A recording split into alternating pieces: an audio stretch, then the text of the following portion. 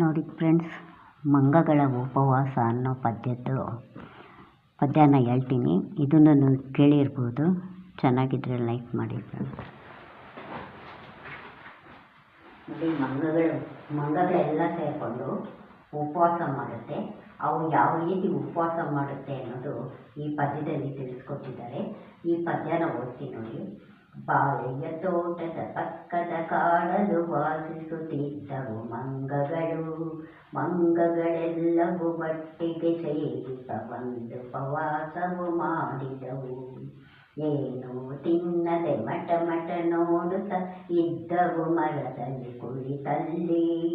ನಾಳೆಗೆ ತಿಂಡಿಯ ಈಗಲೇ ಹುಡುಕುವ ಬನ್ನಿರಿ ಎಂದಿತು ಕವಿಯೊಂದು. ಹೌದಣ್ಣ ಎಂದೆನ್ನುತ್ತ ಎಲ್ಲವೂ ಬಾಳೆಯ ತೋಟಕ್ಕೆ ಹಾರಿದವು.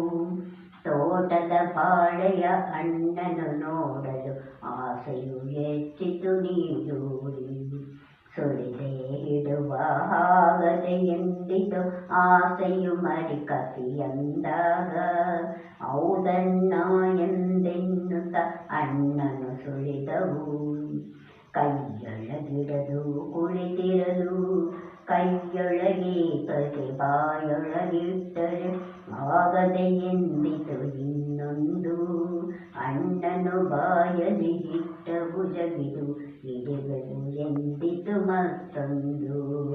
ಜಗಿದು ನುಂಗಿದವೆಲ್ಲ ಆಗಲೇ ಮುಗಿಯಿತು ಉಪವಾಸ. ನೋಡಿ ಫ್ರೆಂಡ್ಸ್, ಈ ಮಂಗಗಳು ಉಪವಾಸ ಮಾಡ್ತೀವಿ ಅಂತ ಹೇಳ್ಬಿಟ್ಟು ಒಂದು ಪಕ್ಕದ ತೋಟ ಕಾಡೊಳಗೆ ಹೋಗುತ್ತೆ. ಎಲ್ಲ ಒಟ್ಟಿಗೆ ಸೇರಿಕೊಂಡು ಉಪವಾಸ ಮಾಡ್ತೇವೆ ಅಂದ್ಕೊಂಡು ಹೋಗಿ ನಾಳೆಗೆ ತಿಂಡಿ ಈಗಲೇ ಹುಡ್ಕೋಣ ಅಂತ ಹೋಗುತ್ತೆ. ಎಲ್ಲವೂ ಒಂದು ಬಾಳೆ ತೋಟಕ್ಕೆ ಹಾರುತ್ತೆ. ಬಾಳೆ ತೋಟಕ್ಕಾದಾಗ ಬಾಳೆಹಣ್ಣನ್ನು ನೋಡಲು ಅದಕ್ಕೆ ತುಂಬ ಆಸೆ ಆಗುತ್ತೆ.